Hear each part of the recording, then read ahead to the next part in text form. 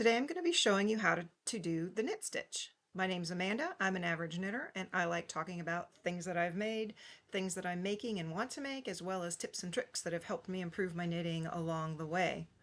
So we are learning knitting, and after you learn how to cast on your stitches, then you basically need to learn the knit and the purl stitches. We use the knit and the purl stitches with a minimum of 2 needles, a minimum of 1 strand of yarn at a time.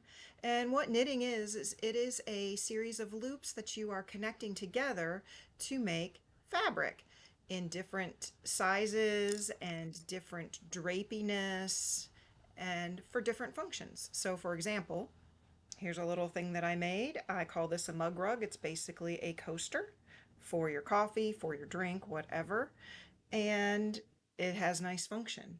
I'm going to show you a scarf that I made. This scarf is made all from knit and purl stitches, and we learn different ways to manipulate those knit and purl stitches to give us this texture and this lacy pattern.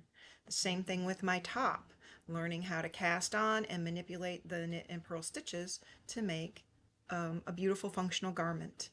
So if you're liking my tutorials, please like and subscribe my channel, and then be looking for my tutorials for foundational knitting skills playlist. And so you can find more foundational skills that will help you learn how to knit. Here we go. So you've learned to cast on, and now you're ready for the fun part, to learn the knit stitch. So we've got 5 stitches cast on here. First thing, I am going to be demonstrating English style knitting, which means I'm holding my working yarn in my right hand. The first thing is to make sure you are knitting with your working yarn, not your tail. You will run out of yarn and you'll have to start over, so do not knit with your tail. So tensioning your yarn. So what I like to do is I like to wrap it around my pinky, turn my palm down so the yarn runs under my ring and middle finger, and then loop it across the top of my index finger. What that allows me to do as I'm knitting is it allows me to gauge or guide the yarn through my fingers with even tension as I'm knitting. Let me show you that again. I like to wrap around pinky, let the yarn go under ring and middle, and then across the top. Some people like to tension their yarn like so. When I first learned to knit, I grasped it with my thumb and index finger, and that worked well for a while until I started having thumb pain because there was a lot of pinching and releasing. Okay, so I'm going to pick up my needle. We're going to start with this knit stitch. I'm going to tension my yarn. One important thing about the knit stitch is that your yarn is always going to be behind your left hand needle as you are wrapping your stitch. Okay, so we're going to simply take the right tip of the needle, inserting it left to right, front to back, and with your working yarn behind the left needle, we're going to wrap counterclockwise. So we formed a new loop around our right needle, and then we're going to pull that loop through the loop that was on our left needle. And we're going to slide that stitch off left needle.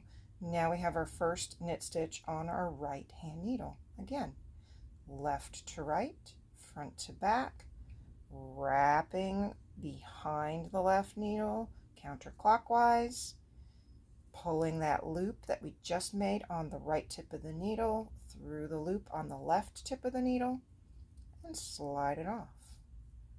Left to right, front to back, wrapping counterclockwise, sliding the new loop on the right needle through the loop on the left needle, taking it off. One little saying that is kind of fun for some people to remember is you're going to stab it, strangle it, rip its guts out, throw it off a cliff.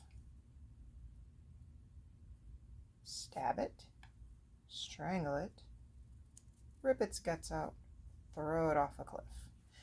Then when you've finished your first row, this is a short row, you're going to turn that needle,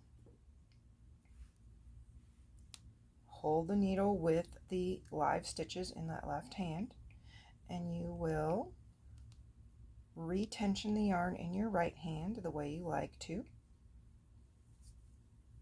and just continue knitting. And this just takes practice. I recommend you practice your cast on that you choose to work with, and that you just practice.